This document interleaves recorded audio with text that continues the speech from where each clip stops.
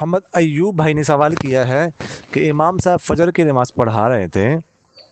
تو رکوع میں جانے کے لیے امام صاحب نے اللہ اکبر نہیں کہا، یعنی اونچی آواز سے نہیں وہ کہا ہوگا، ظاہر سی بات ہے۔ تو کچھ لوگ تو امام صاحب کا اشارہ سمجھ گئے کہ امام صاحب رکوع میں چلے گئے، وہ بھی رکوع میں چلے گئے، اور کچھ لوگ کھڑے رہے کہ امام صاحب نے ابھی اللہ اکبر کہا نہیں۔ اس کے بعد امام صاحب نے سمیع اللہ لمن حمیدہ کہا، تو جو لوگ رکوع میں جا چکے تھے وہ کھڑے ہو گئے، اور جو رکوع میں نہیں گئے تھے وہ رکوع میں گئے نہیں، ٹھیک ہے۔ اس کے بعد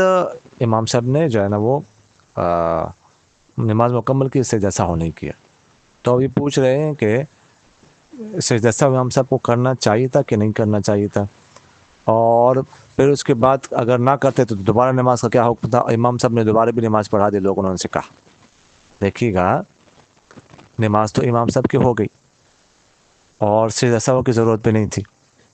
اور جن حضرات نے رکوع نہیں کیا، بعد میں بھی نہیں کیا، جب امام صاحب رکوع سے کھڑے ہو گئے ان کی نماز نہیں ہوئی، اور وہ دوبارہ نماز پڑھیں گے، اور دوبارہ نماز پڑھانے کی ضرورت ہی نہیں تھی، جب سجدہ سہو واجب نہیں تھا، نماز تو ہو گئی تھی۔ اور امام صاحب نے جب دوبارہ نماز پڑھائی تو جنہوں نے رکوع نہیں کیا تھا اور دوبارہ نماز امام صاحب سے پڑھی، ان کی پھر بھی نماز نہیں ہوئی، اس لیے کہ امام صاحب کی تو نماز ہو گئی تھی، دوبارہ نماز تو نفل نماز پڑھا رہے تھے،